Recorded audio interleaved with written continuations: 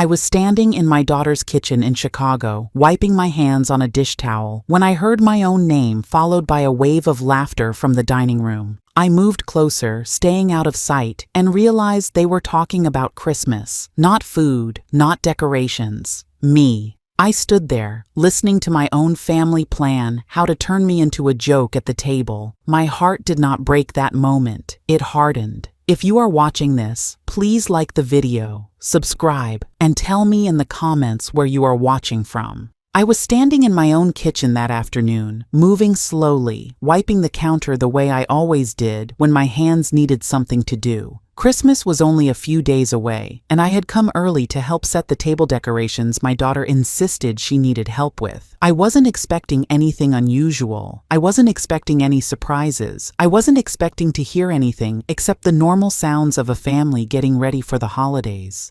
But the moment I stepped past the archway that separated the kitchen from the dining room, I heard something that made me stop in my tracks. Their voices were low at first, like whispers shared between people who thought they were safe from being overheard. Then the laughter came, sharp and careless, the kind of laughter that comes when people enjoy talking down on someone who isn't in the room. I froze. I didn't move my feet. I didn't cough or clear my throat. I didn't even shift my weight. I just stayed still, letting their words drift toward me without making a sound. The air in that room felt thick, heavy, and cold, even though the oven was warm and the lights were glowing. I heard my name first, said in a tone I recognized too well, a tone that carried annoyance, amusement, and mockery.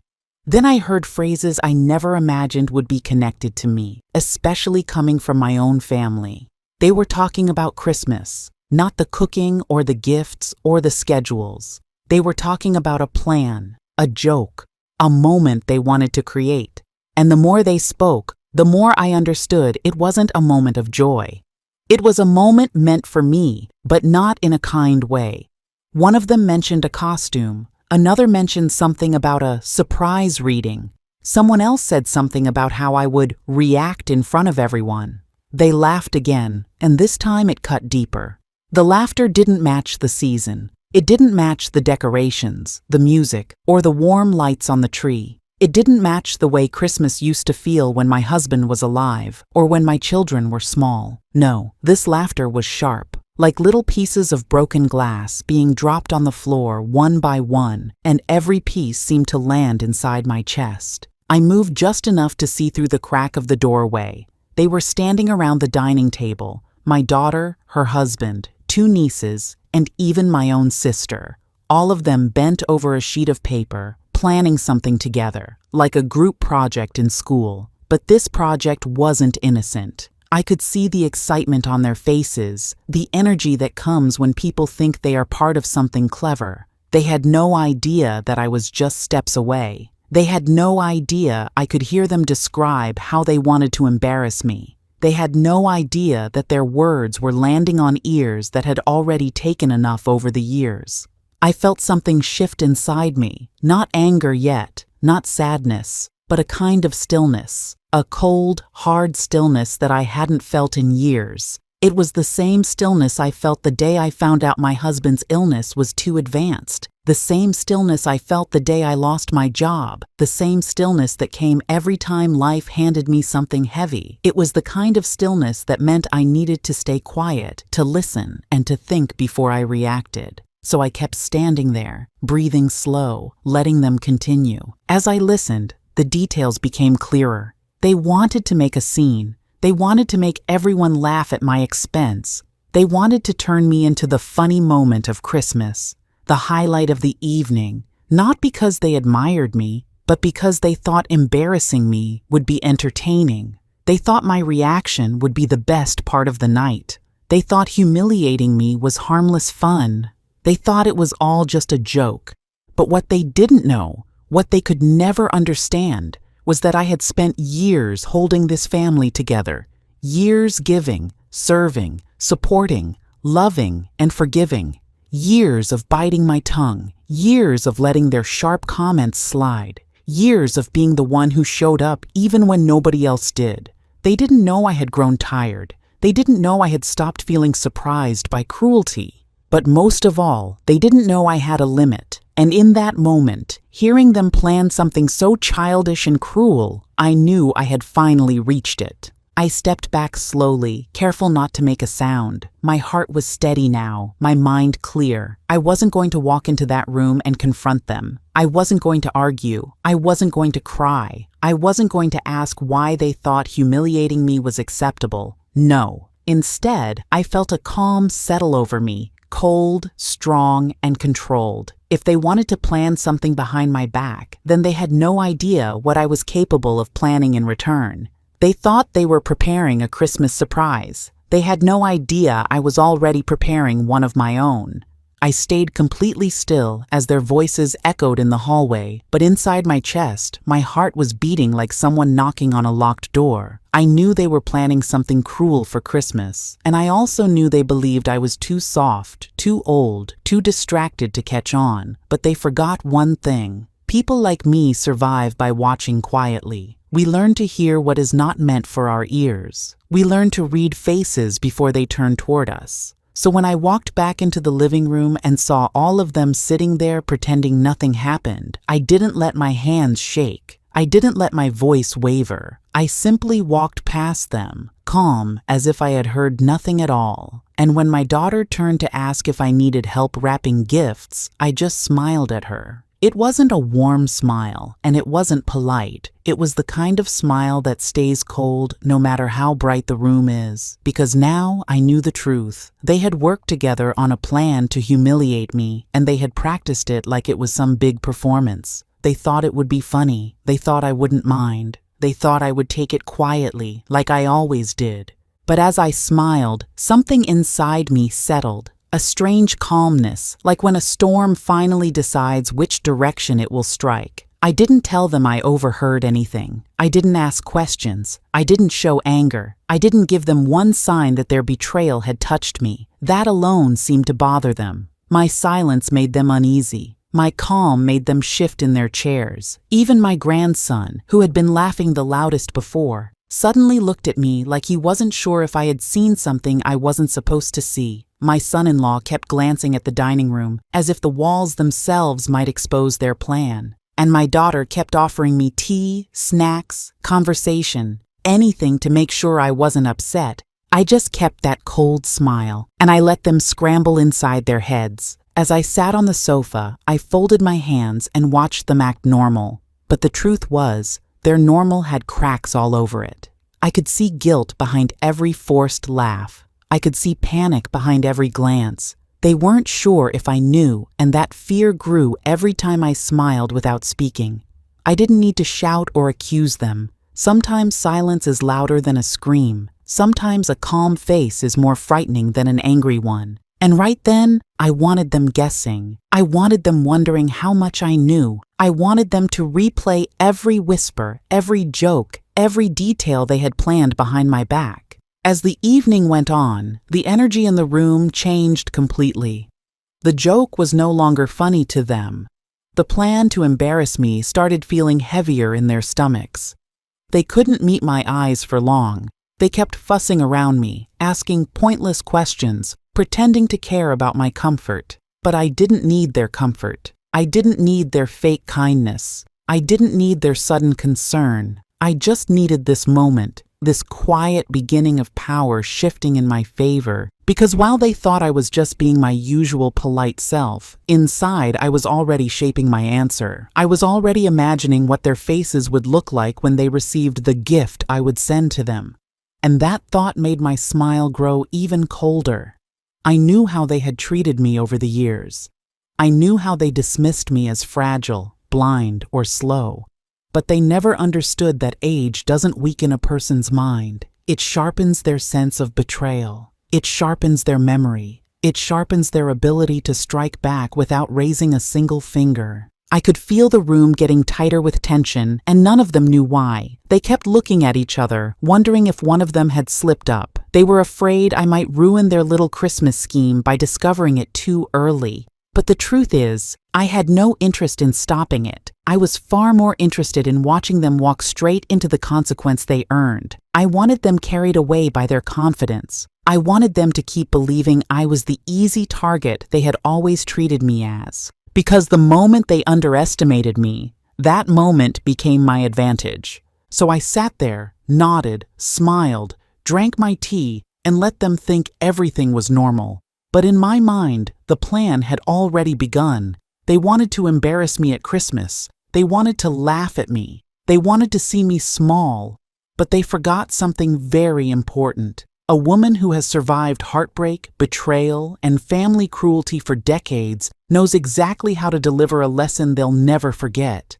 And as my cold smile stayed on my face, I knew they were about to learn it. For many years, I carried the heavy weight of keeping the family together, even when it cost me my happiness, my peace, and pieces of my dignity. Christmas had always been the day when everyone pretended to love one another, even though the cracks showed more every year. I was always the one cooking, cleaning, decorating, and making sure everyone felt welcome, even the ones who barely spoke to me unless they wanted something. I held on to old traditions because I believed that if I could keep those traditions alive, maybe the family would behave better, or at least remember the value of family. But over time, I realized I was the only one trying. It became clear that I was more useful to them as entertainment than as a mother or grandmother. They laughed at my mistakes, whispered about my aging memory, and rolled their eyes when I tried to participate in any conversation. There were Christmases when I cooked for 12 hours, only to hear them make comments about the food being too simple or too old-fashioned. I still smiled through it all because I wanted peace. I wanted my grandchildren to have good memories of holidays, even if it meant swallowing the hurt that came every time someone dismissed my efforts.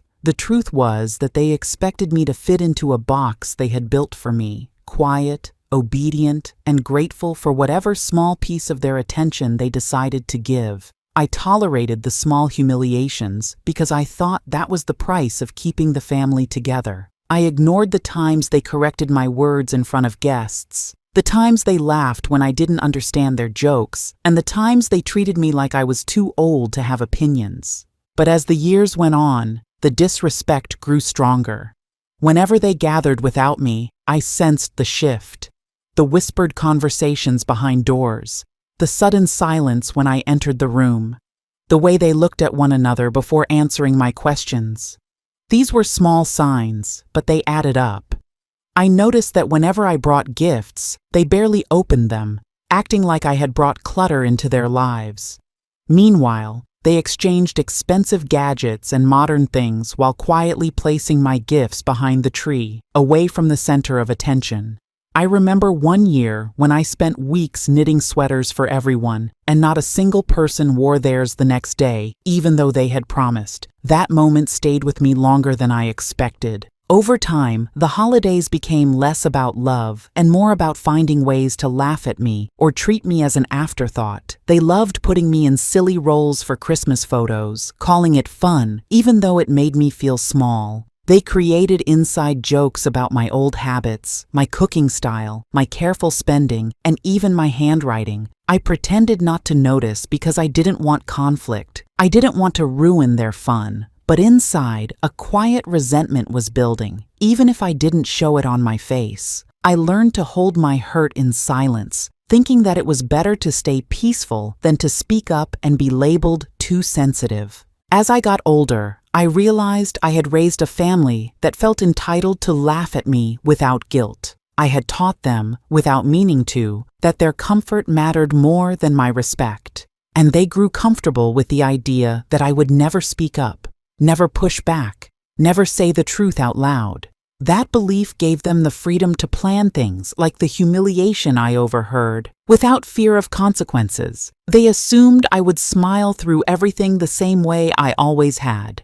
But that day, when I heard them planning to embarrass me at the Christmas gathering, something inside me shifted. It wasn't anger at first. It was a deep sadness, the kind that settles in the bones. I thought about all the years I had given, all the love I had shown, all the chances I had offered, and all the pain I had quietly swallowed. I remembered the lonely nights after everyone left, when I sat in silence wondering if anyone truly valued what I had given.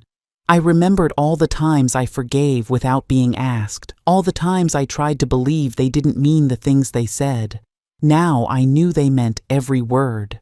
The hurt didn't stop me, it woke me up. After years of being the one they mocked, the one they underestimated, the one they disregarded, I finally saw them clearly, and I finally saw myself clearly too. I wasn't weak, I wasn't foolish, I wasn't someone they could walk over forever. All those years of silent endurance had taught me patience, and patience, I realized, could be the sharpest tool for justice. This Christmas would not be like the others. I wasn't going to let them use me for amusement anymore. They wanted to plan a show? I had one of my own, one that would end the tradition of them laughing at me for good. In the days that followed, I began to notice the small signs that had always been there, but never made sense until now. Every word, every gesture, every sideways look from my family felt sharper and heavier, like puzzle pieces that had been scattered for years, suddenly falling into place.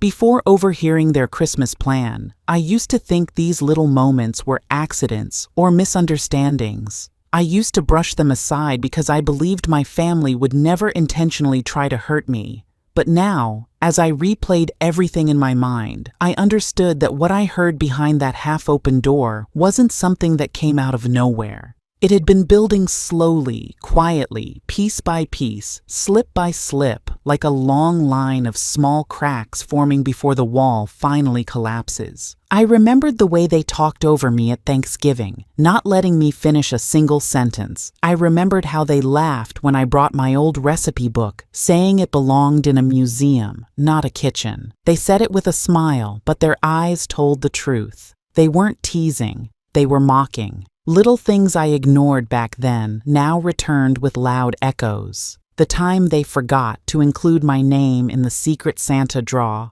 claiming it was a mistake. The time they told me not to cook Christmas dinner because stores had better food now. The time they set up a group chat for holiday planning and didn't add me. I saw all of it clearly now. It wasn't forgetfulness. It wasn't coincidence. It was control mixed with disrespect. And as Christmas approached, these small moments became even sharper. They spoke in whispers the moment I entered the room. Their voices dropped, their phones flipped upside down, their screens locked with a click that sounded louder than it should. I often walked into the living room only to see my son and daughter quickly change the subject. They weren't good at hiding things. Their nervous faces told the whole story. Even when they pretended to smile at me, the smiles didn't reach their eyes. It wasn't warmth. It wasn't love. It was guilt trying to hide behind politeness. Then came the jokes. Small, cold ones slipped into conversations. My daughter-in-law commented on my old coat, saying maybe I should update myself before Christmas because everyone likes to look presentable in family photos. My grandson hinted that I should take a smaller role this year, as if Christmas had become some kind of play where I was no longer good enough for the stage. My own children exchanged glances when I spoke, glances that carried meaning I could finally read. I wasn't just overlooked, I was the target. I started noticing objects moved around the house too. The handmade ornaments I created over the years, slowly disappearing from the tree. The little holiday cards my grandchildren made when they were younger, stacked in a drawer instead of displayed. It felt like they were trying to erase pieces of me quietly, replacing them with shiny, store-bought decorations that had no history, no meaning, no love. Their choices said more than their words. They were building a new family story, where I was a background character. The more I noticed, the clearer the entire pattern became. For years, I had been the helper, the giver, the one who showed up early and stayed late. I cooked, I cleaned, I wrapped gifts, I decorated, I stood in the background in every photo, smiling even when I was tired. I thought I was keeping the family together, but they treated that effort like a weakness. They started assuming I would do everything quietly, without expecting respect. Slowly, step by step, they pushed me out of the center and moved me to the edges, hoping I wouldn't notice. But this time, I did. Every whisper, every smirk, every hidden message, every small disrespect, I collected them like evidence. This slow erosion showed me the truth I had been too kind to see. My family didn't just plan one moment of humiliation. They had been building toward it.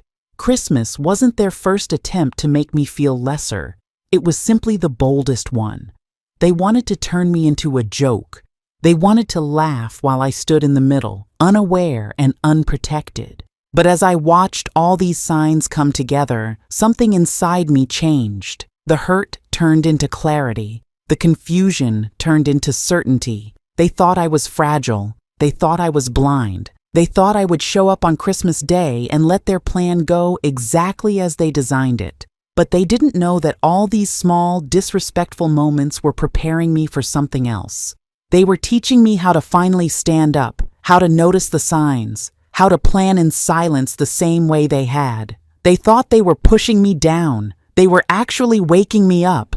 And by the time Christmas approached, I no longer felt fear. I felt focus. I knew exactly what I had to do. Christmas Eve came with the same cold air that always moved through my old bones. But that night, the cold felt different. It carried a heaviness I could not ignore, because by then I already knew my family had been planning something behind my back. I watched them move around the house, whispering, laughing, sending little looks at each other like they were in on some private joke. They thought I did not notice. They thought age had softened my eyes and weakened my hearing. But I stood there in the corner of the living room, watching them set up decorations and wrap gifts, listening to every faint word they dropped when they thought I was too far away. The same people I had cooked for, cared for, and defended for years were now treating me like the punchline of their Christmas fun. Every hour that passed made the truth clearer, and the feeling inside my chest became heavier.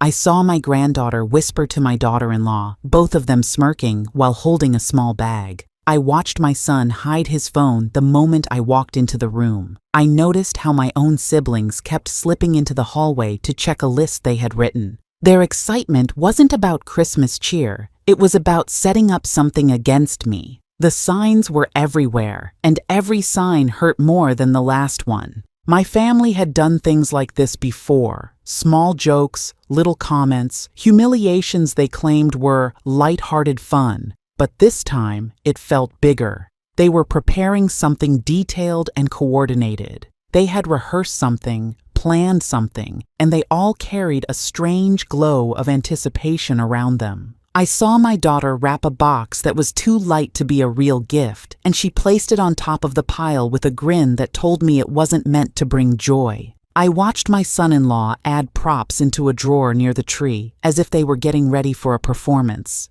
It was clear they wanted me to walk into something that would make them laugh and make me small. And what stung the most was not the plan itself, but the ease with which they did it. As if hurting me had become tradition, as if the holiday itself wasn't complete without turning me into their target. Every move they made fed the fire growing inside me. I watched their messages popping onto their phones, quick glances exchanged, stifled laughs when I entered the room. They thought I didn't see the way they stepped aside when they whispered. They thought I didn't hear the way my name was buried under their breath. But years of raising these people had sharpened my senses, not dulled them. I knew their tells, I knew their patterns, and as they circled around their secret, I saw every lie they thought they were hiding. The tension in the room was so thick that even the Christmas lights seemed heavier. I sat quietly in my chair, knitting slowly, pretending to focus on each loop and stitch, while my mind took in every detail like a camera recording everything for evidence. I noticed the way my daughter-in-law kept checking the back room and how my grandson kept peeking toward the kitchen, waiting for some kind of cue.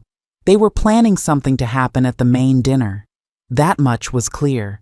The disrespect wasn't surprising anymore, but the boldness was. They were ready to embarrass me in front of the whole family, and they were enjoying the build-up. As the night went on, they all sat together at the dining table, their conversations low and quick, their eyes occasionally darting toward me. I kept my silence. I kept my smile steady. I let them think they had the upper hand. Inside, I wasn't breaking. I was building something stronger.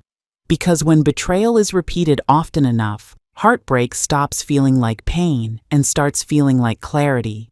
And that night, clarity came to me like a cold wave. They wanted to humiliate me. They wanted to turn me into their entertainment. Fine. They forgot one thing. I had lived a long life. I had survived loss, poverty, illness, and heartbreak bigger than anything they could dream up. I had endured things these grown children of mine couldn't imagine. And as they planned their little show, I planned something far bigger. Their Christmas humiliation would not go the way they expected. They thought they were smart. They thought they were powerful. They thought age made me weak. But the truth was simple. Their cruelty built the perfect reason for me to send a gift they would never forget, one that would silence every future attempt to laugh at me again.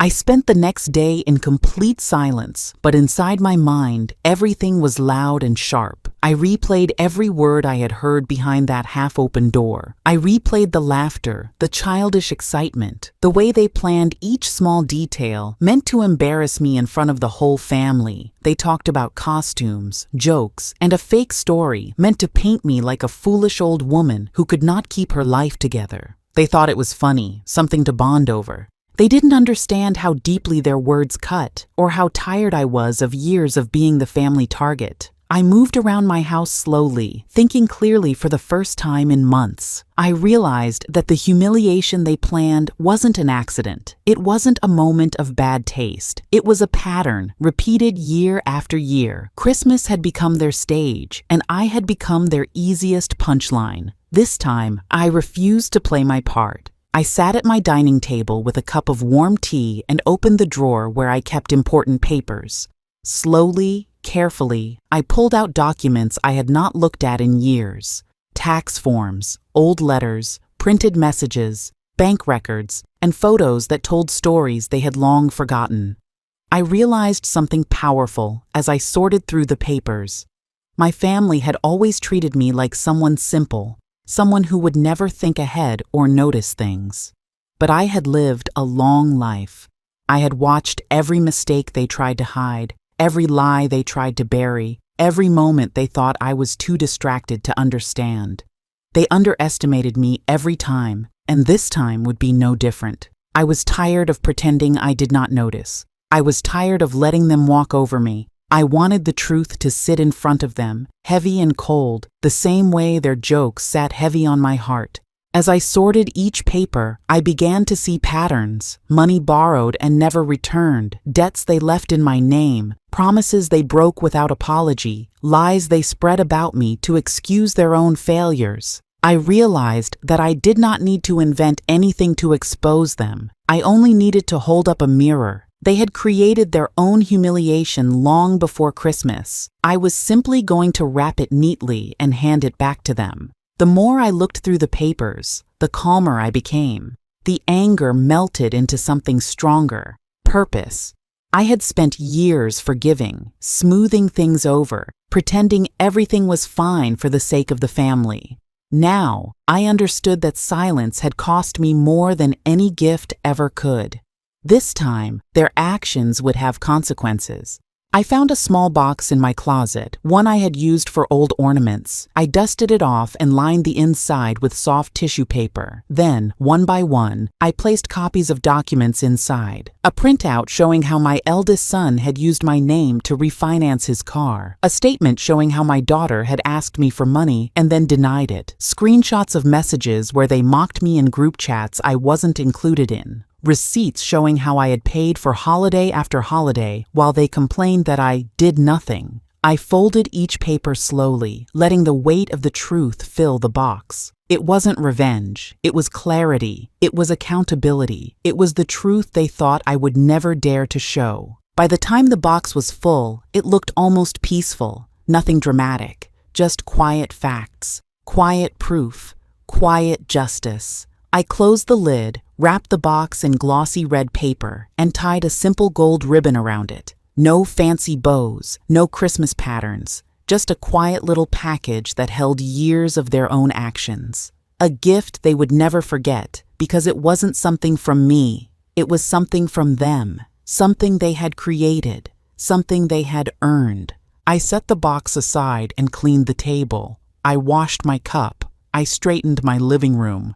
And with every small action, I felt lighter. For the first time in many years, I felt in control. They had spent weeks planning my humiliation, but in a few hours, I had prepared something far more powerful. Something honest, something they could not laugh away, something they would open in front of each other and realize that the person they thought was weak had been watching, remembering, and choosing her moment. When I looked at the wrapped box again, I felt a calm satisfaction settle in my chest.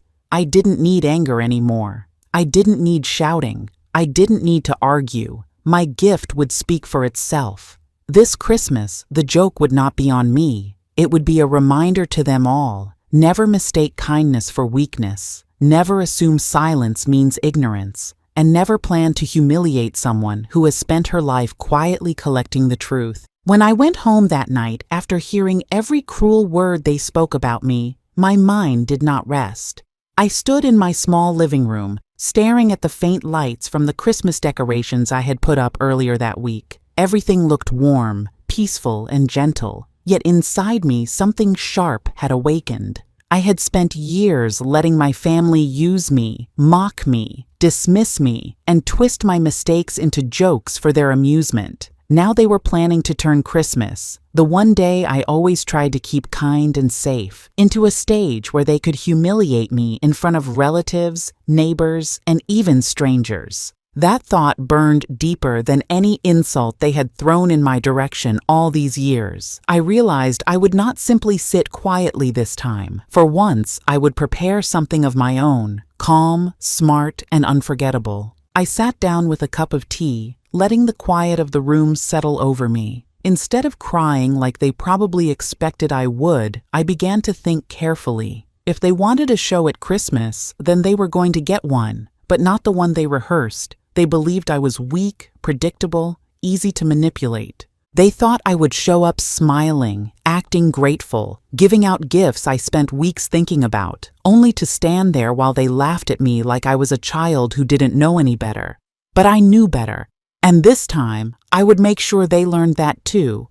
First, I replayed everything I heard, the comments, the plans, the jokes, the little script they wrote about me. They wanted to put me in a ridiculous outfit, hand me a fake award for the most forgetful, and then show a slideshow of old pictures they had edited to make me appear confused or useless. I even heard my own daughter laughing at the idea. My heart broke more at that laughter than at anything else. I thought of every birthday I organized for her, every exam week I stayed awake, every time I lifted her when she fell. All of that, and she was ready to treat me like entertainment. That pain turned into motivation. If they wanted a show, they were about to learn what real humiliation felt like, but delivered in a clean, quiet, controlled way.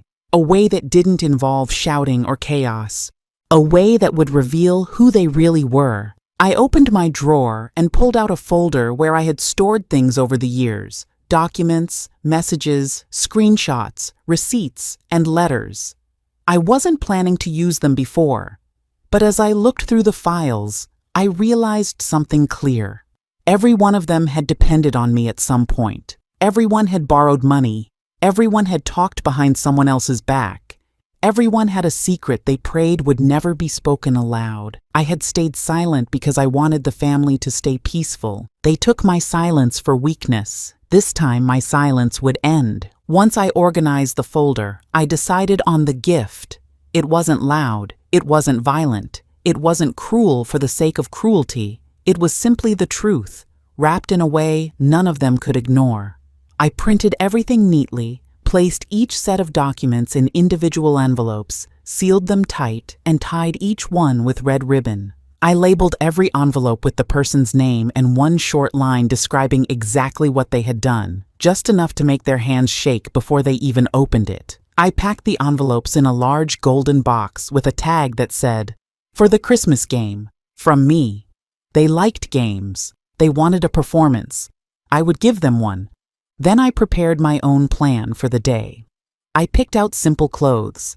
I set aside the dessert I had baked, because even after everything, I refused to lose my dignity. I scheduled a message to send to one close friend, someone who always told me to stand up for myself. I even wrote a small card to tuck in the box, one that said only 4 words: "Enjoy the real show." When everything was ready, I looked around my living room again. The lights still glowed softly. The ornaments still hung straight. Nothing looked different, but inside me, everything had changed. I felt calm, steady, and in full control. They thought Christmas would end with me embarrassed, small, and ashamed. But I had no fear left. I knew exactly what would happen the moment they opened that golden box, and I knew none of them would ever forget it. When Christmas Day finally arrived, I walked into the living room knowing exactly what I was going to do. My family gathered around the tree, cheerful and loud, acting as if nothing had happened. They had no idea that I already knew every part of their plan to humiliate me. They believed I would sit quietly, accept whatever cruel joke they had prepared, and play along like I always did. But this time, the silence I carried was not fear, it was preparation. I had spent days thinking through every detail, making sure that when the moment came, they would feel the weight of their actions. I didn't need to raise my voice. I didn't need to create a scene. I didn't even need to insult anyone. All I needed to do was reveal the truth they had tried so hard to hide and let the consequences speak for themselves. The gift I brought sat at the front of the tree, wrapped in plain brown paper. It looked simple, almost boring compared to the shiny boxes around it. But the real power was not in the wrapping. It was in the information inside. I had printed screenshots of their group messages, recordings I had taken from outside the dining room door, and documents that showed every comment, every joke, every word they had planned to say about me. I included photos of the props they had purchased to embarrass me on stage, and even the little script they had written to make me the center of their Christmas humor. I didn't change anything. I didn't add anything. I wanted them to see their own cruelty staring back at them. I wanted them to face the truth they thought I would never discover. As gifts were passed around, I waited quietly. I noticed some of them looking at me with hidden smirks, as if they were imagining the moment I would be the one laughing stock. They had practiced this moment in their minds. They thought they had full control. They thought they were clever. They didn't know that the real show was about to begin, and it had nothing to do with their plan. When my turn came, I stood up and pushed the brown paper package gently into the center of the room. The label said, "For all of you." It was the first time any of them seemed confused. They exchanged glances, trying to understand why I, of all people, would bring something that wasn't meant for just one person. I could already see uneasiness growing in their bodies. Their shoulders shifted. Their smiles stiffened. One of them reached for the package and slowly removed the wrapping. The room fell quiet as the envelope inside appeared, thick and heavy with printed papers. When they opened it and began to read, the silence grew even deeper. No one spoke, no one laughed, no one dared to pretend they didn't understand. Their own words stared up at them in black and white, every message they typed, every plan they whispered, every cruel intention they shared. I watched their faces change as they turned each page. Shock, embarrassment, guilt, anger at being exposed, fear of consequences, shame they never expected to feel. My hands rested calmly in my lap the entire time. I didn't need to say anything. I didn't need to defend myself. Their own actions had done all the work. They realized one by one that the joke they had prepared was no longer mine to endure. It was theirs to carry. They understood that every step they took to humiliate me had been documented. They finally saw that I was not the weak, clueless woman they assumed I was. They had underestimated me, and now they were facing the result of their own disrespect. The room felt heavier, like the air itself was thicker. Some of them tried to close the envelope quickly, hoping others wouldn't see certain pages. But it was too late. Everyone saw everything. What I delivered that day wasn't anger. It wasn't revenge. It was clarity. It was the truth they needed to face. And as they stood there, unsure what to say or how to look at me, I felt a quiet strength rise inside me. I had given them a choice. Without speaking a single word, they could either acknowledge what they had done and change, or they could continue down the same path and lose me completely. The ultimatum was unspoken but unmistakable. My presence, my silence, and the evidence laid on the floor said everything for me. That moment wasn't loud, it wasn't dramatic, but it was powerful. I took back my dignity, my peace, and my control, all in one carefully planned act. And as they stood frozen with guilt, I realized something. I didn't need their apology to move forward. I only needed them to finally understand who they were dealing with. Christmas morning arrived with a heavy quiet that settled across the house like a thin layer of frost. My family gathered with the same confidence they always carried, certain that the day would go according to their plan. They believed they were minutes away from seeing me embarrassed again, just like every year when they controlled the jokes, the skits, and the stories. They assumed I was still the same woman who tolerated everything in silence. They had no idea that I had spent days preparing a surprise that would strike the center of their pride. I sat in my chair calmly, watching them exchange glances, whispering, and waiting for the moment when they would reveal their plan. But the moment belonged to me now, and I felt a quiet strength settle deep inside my chest. I handed each of them a small gift box, wrapped neatly, identical in color and size, offering no hint of what waited inside. They opened the boxes with careless excitement at first, expecting something simple or harmless. But the second the lids came off, the room froze. Each box held full printouts of their messages, notes, screenshots, and voice memos. Every plan they had made to humiliate me, every cruel sentence I overheard, every word they whispered behind closed doors. For a moment, no one moved. Their hands stopped midair, their mouths parted but empty, their eyes darting across the evidence they thought would never reach me. The shock in their faces was sharper than any insult they had ever thrown. The room changed temperature instantly, the warmth of the holiday gone, replaced by cold realization. No one laughed, no one tried to pretend. They knew they had been exposed in a way they could never deny. My gift had done exactly what I wanted. It held a mirror to their cruelty, forcing them to see themselves clearly for the first time. Some of them looked down, ashamed. Some looked angry, not at themselves, but at the fact that I had beaten them at their own game. Others simply looked stunned, unable to process how the plan had flipped. The silence stretched longer than any Christmas prayer or greeting. It was the kind of silence that held truth inside it, truth that could no longer be hidden or softened. I didn't speak. I didn't explain. There was nothing left to say. The evidence spoke louder than any words I could offer. One by one, they set their boxes down. The confidence that filled their voices the night I overheard them was gone. Their pride had cracked, and their certainty had collapsed. They had expected to laugh at me, but now they were the ones exposed, vulnerable, and small.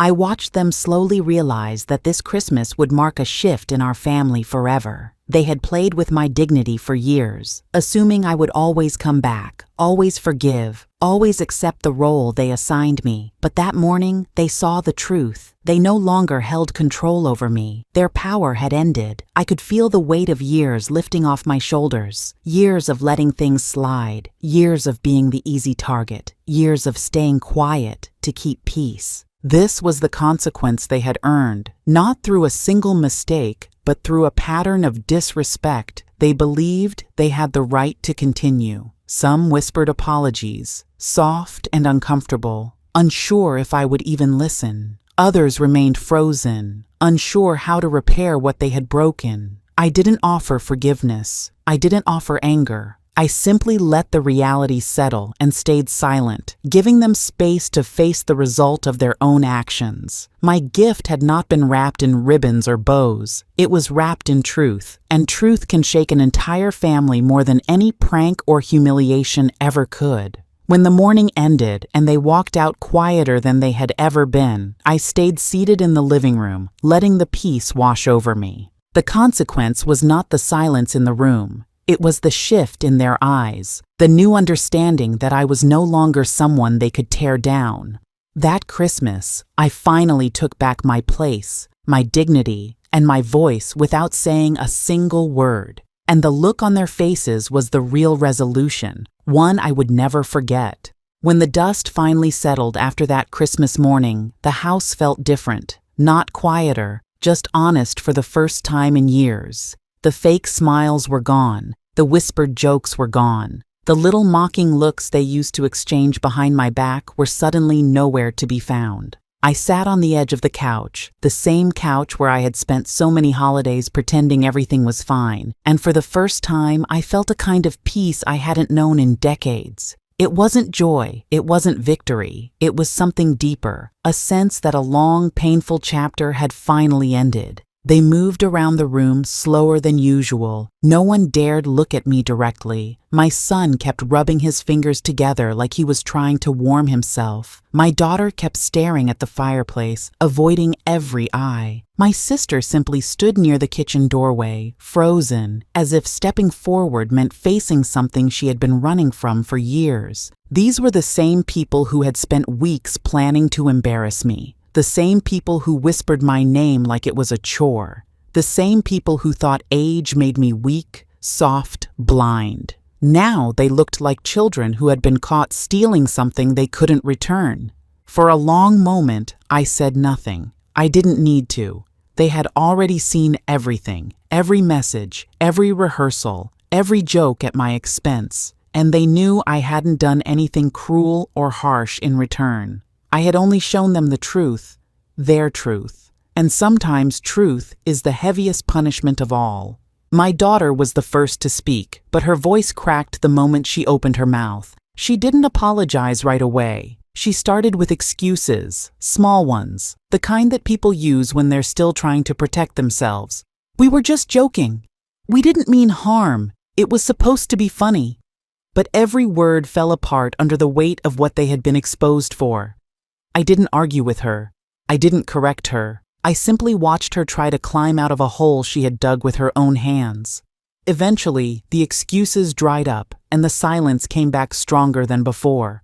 My son tried next. He stood straighter, like he wanted to project strength, but his eyes gave him away. He kept glancing at the gift I had sent them. The folder filled with every recording, every screenshot, every piece of proof that showed how far they were willing to go just to get a laugh at my expense. He cleared his throat twice before he managed to speak, and even then his apology wasn't really an apology. It was fear wrapped in pride. "We didn't think it would hurt you," he said, as if that made it better. I nodded slowly, not because I forgave him, but because sometimes silence speaks louder than forgiveness. It took my sister the longest. She stood still, like a statue made of guilt. When she finally walked over to me, every step looked heavy. She didn't try to justify anything. She didn't pretend she didn't know. She simply said, "We shouldn't have done it." That was it. No excuses, no flowers, no begging. Just the truth, plain and simple. And for the first time that morning, I felt something loosen inside me. Not warmth, not closeness, but clarity. The truth is, revenge wasn't what satisfied me. It was reclaiming something I had slowly been losing, my dignity. Over the years, I had let myself shrink in this family. I had let their comments roll off my back. I had told myself it wasn't worth arguing about. I had convinced myself that keeping peace mattered more than keeping self-respect. But overhearing their Christmas plan showed me something important. The moment you let people treat you small, they will never stop shrinking you. So I stood up, slowly but steady, and I looked around the room, at the people I loved, the people who had hurt me, the people who had learned that morning that I wasn't the easy target they had believed. I didn't give them a lecture. I didn't shout. I only said one thing. Respect is something I earn and something you give. If you cannot give it, you will not see me here again. Then I put on my coat, wrapped my scarf, and walked out into the cold Christmas air. The sky was gray, but it felt brighter than the house I left behind. And as I drove home, I understood the lesson clear as day. Sometimes the hardest battles aren't fought with strangers. They're fought with family. Sometimes the deepest wounds come not from enemies, but from people who claim to love you. And sometimes the strongest thing you can do is refuse to let them break you. My gift to them wasn't revenge, it was truth. and the gift I gave myself was freedom.